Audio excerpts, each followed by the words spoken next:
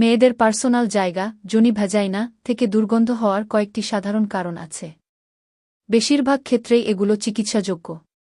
সাধারণ কারণগুলো: infection, bacterial vaginosis, বেভ মাছের মতো গন্ধ, ফাঙ্গাল ইস্ট ইনফেকশন গন্ধের সাথে চুলকানি, সাদা দইয়ের মতো স্রাব, যৌনবাহিত রোগ, সেড, তীব্র গন্ধ, ব্যথা, অস্বাভাবিক স্রাব, পরিষ্কার পরিচ্ছন্নতার অভাব বা ভুল পদ্ধতি, নিয়মিত না ধোয়া, সাবান, ডিটল, পারফিউম ভেতরে ব্যবহার করা, এতে প্রাকৃতিক ব্যাকটেরিয়া নষ্ট হয়।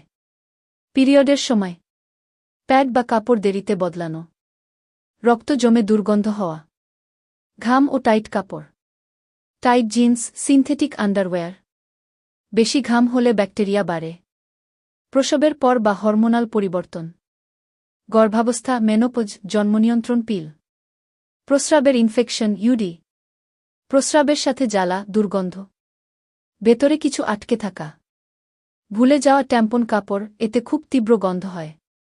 কি করবেন? প্রতিরোধ ও যত্ন: দিনে 1-2 বার শুধু পরিষ্কার পানি দিয়ে বাইরের অংশ ধোবেন। ভেতরে কোনো সাবান, ডুজ ব্যবহার করবেন না। কটন আন্ডারওয়্যার ব্যবহার করুন। পিরিয়ডে 4-6 ঘণ্টা পরপর প্যাড বদলান। সহবাসের পর পরিষ্কার থাকুন। বেশি গন্ধ হলে নিজে ওষুধ না খেয়ে ডাক্তার দেখান। কখন অবশ্যই ডাক্তারের কাছে যাবেন? গন্ধ খুব তীব্র বা দীর্ঘদিন থাকে, সাথে চুলকানি, জ্বালা, ব্যথা, সবুজ হলুদ স্রাব, জ্বর বা তলপেটে ব্যথা, গর্ভবতী হলে